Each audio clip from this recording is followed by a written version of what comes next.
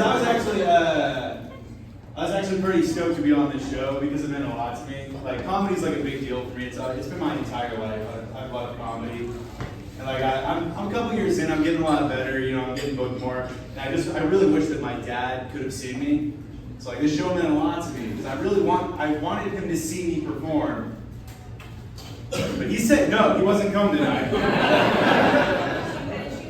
Yeah, we got issues, dude. I saw him today. I was out shopping. He works at a grocery store. I went to his grocery store to get groceries.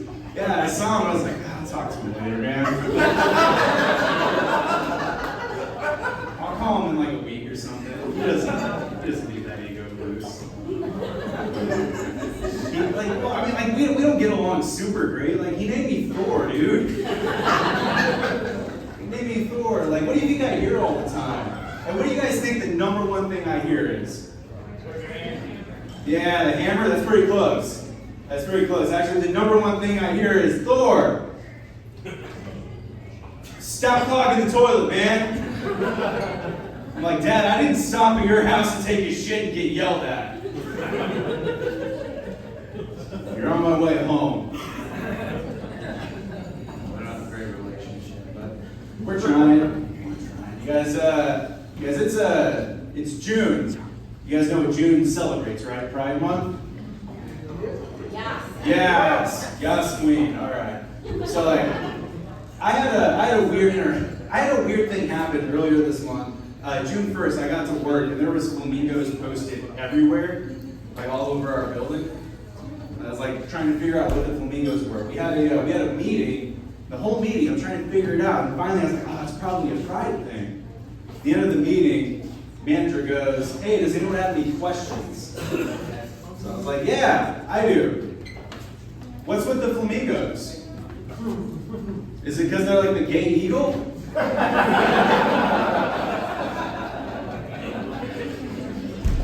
My manager just like slowly looks at me and goes, it's a summer bird, Thor. It's just a tropical summer bird. Like, my bad, dude. I thought it was like something about the way they stand.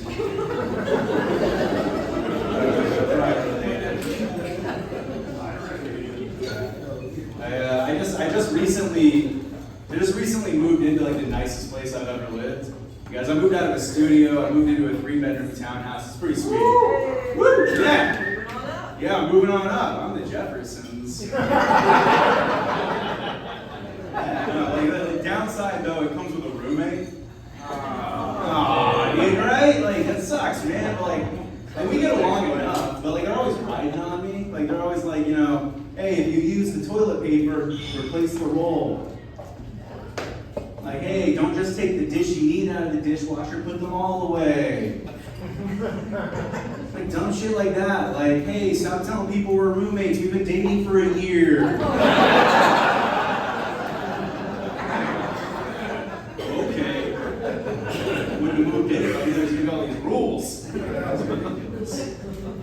Yeah, man, we've been dating for a year, and like it's a really healthy relationship. It's the healthiest relationship I've ever been in. And part of the reason why I think that is because she's 5 years older than me.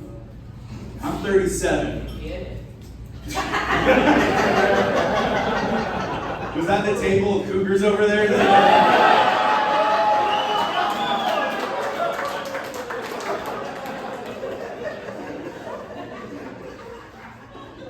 I will get it. It's like she's 5 years older than me, right? You know, I'm 37, so that puts her at what? Past her prime, right? Do you guys like that one? They did not like that one. Nah, dude. Like, it's not like I don't treat her like an old dog. Like, you know, like, she's got plenty of years left in her. She just needs help getting on the couch sometimes. That hip dysplasia. We get along really well. I'm pretty lucky because like she's got a good sense of humor. And I've kind of ruined a lot of dates and relationships with bad jokes, man. Like, I've also just not made a lot of good decisions while I'm dating. There was one time I went out with a gal. I matched with her on Bumble, and I was trying to find someone a little bit different than like that I normally go for. And I saw that she was bald, and I was like, oh, cool. It's like, sweet man, a new age chick, dope. It's like I swipe right. I'm like, I'm a gentleman. I read her profile. Like, I read most of her profile. And, like, I read her name, her age, her location. I skimmed through the bio. And at the end, it said cancer. And like I said, she was bald, man. I may have made an assumption or two. We were on that date, we were sitting there, and I was trying to be like nice. I was asking her a lot of questions. I was like, so what do you have?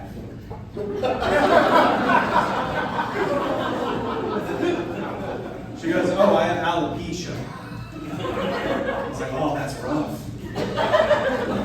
That's horrible, so young. She goes, no, I'm not dying. I was like, right, because you're busy living. She goes, no, I don't have cancer, I just can't grow hair. And I was like, because of the chemo? Yeah, we didn't work out.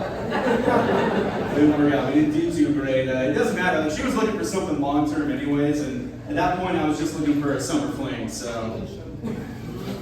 Okay guys, the complexity of that joke. I thought she was dying of cancer. That's the ultimate scam.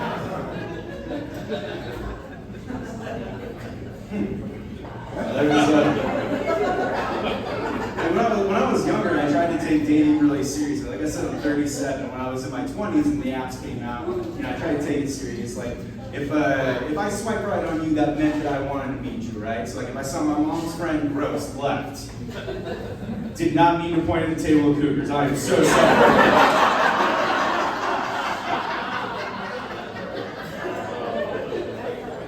But if I saw my mom's hot friend, I was like, sweet, right.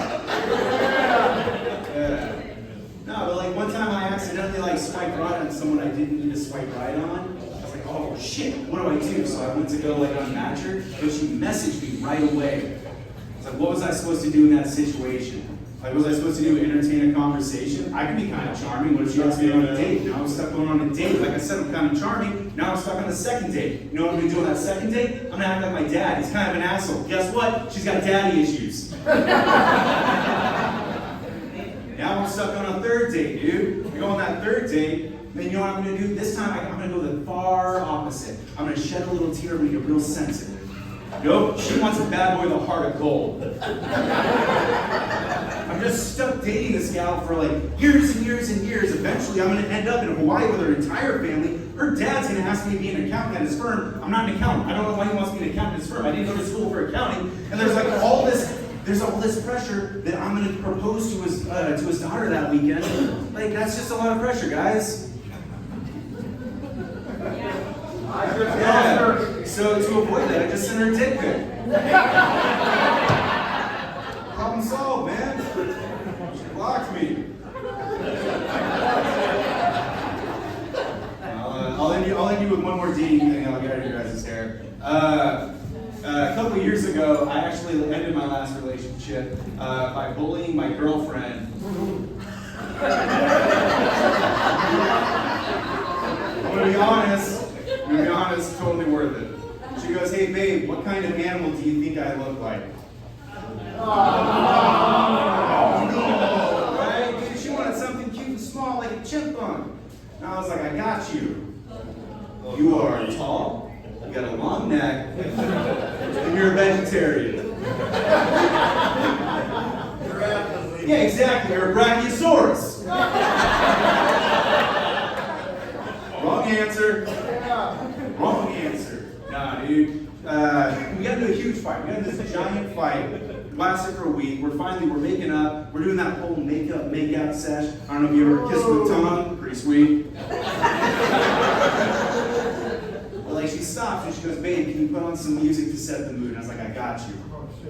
So I go over, I put on some classical music, I'm a nice guy. We get back to it, she's on top of me. Like she's about to do that sexy X, you know that like, whoo, like that, like a New Year's Eve drop of boobies. She's about to do that, and she just hears, da na na na.